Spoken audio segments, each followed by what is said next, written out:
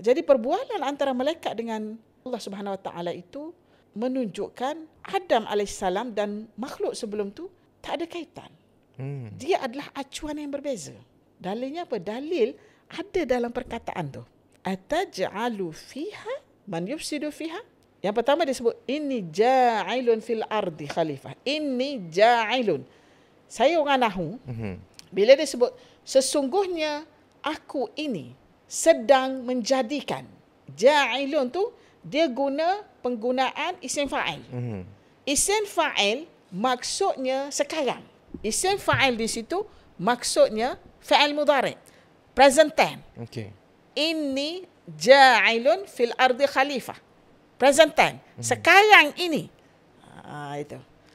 Satu. Maksudnya Allah Ta'ala menjadikan sekarang ni. Bukannya sebelum tu.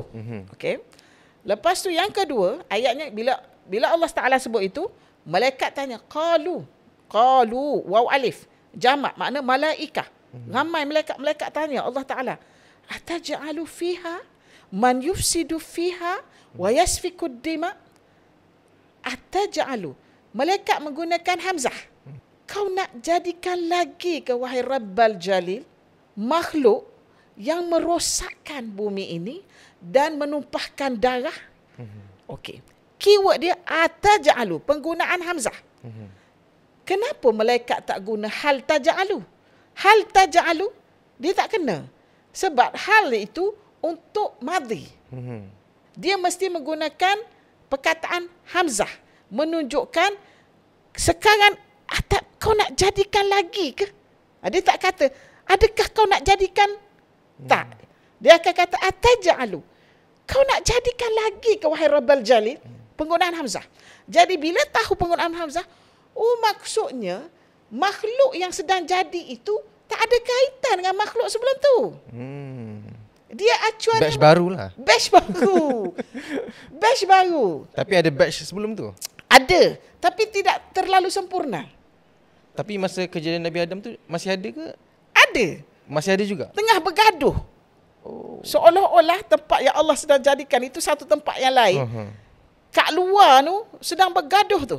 Sebab malaikat kata ataj'alu fiha man yufsidu fiha wa yasfiku dima wa nahnu nusabbihu bihamdika wa nuqaddisu lak. Dan kami ni tiap-tiap hari bertasbih kepadamu dan menyucikanmu.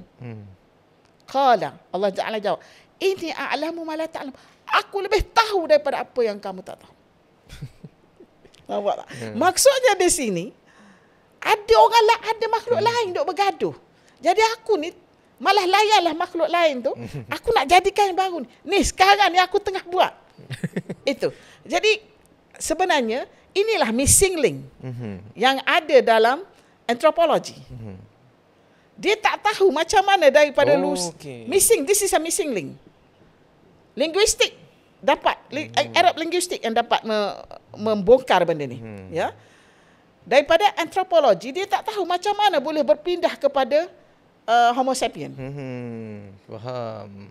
Daripada Homo erectus itu, Neanderthal itu, macam mana boleh terjadi Homo sapien yang sempurna ini?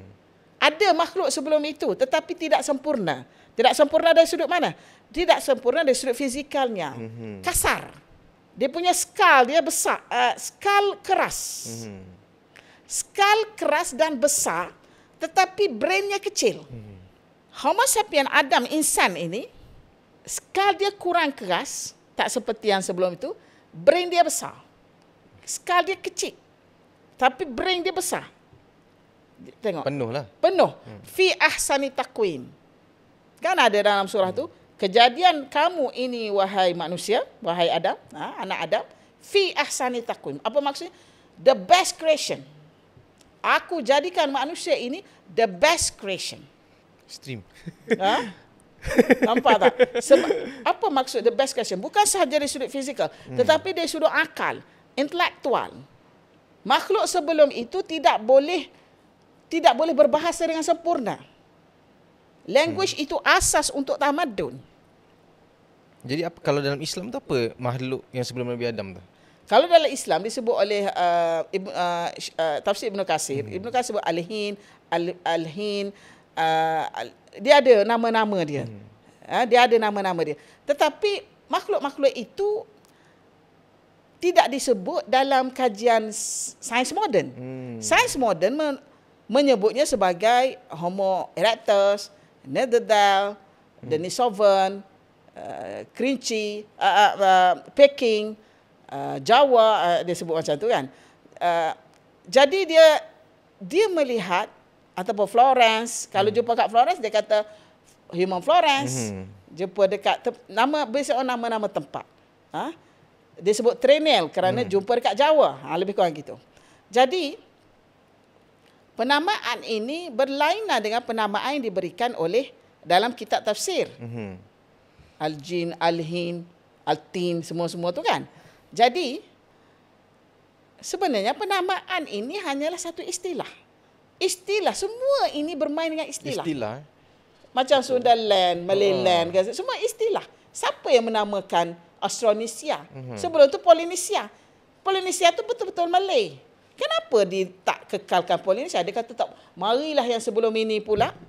Sebelum ini datang, selepas tu datang, tak boleh, kita kena tambah Austronesia pula. Masing-masing ingin mencipta istilah. Ingat ya Din, istilah ini dapat mengubah dunia. Dapat mengubah paradigm shift of thought. Betul. Of human being terhadap sejarah dunia. Sedangkan dalam Islam sendiri pun ada perbezaan istilah tu kan, para ulama. Para ulama ada perbezaan istilah, tetapi in the end mereka mendapat satu konsensus. Bayangkan kalau istilah-istilah ini digunakan tanpa konsensus, bercelaru seperti yang ada sekarang ini.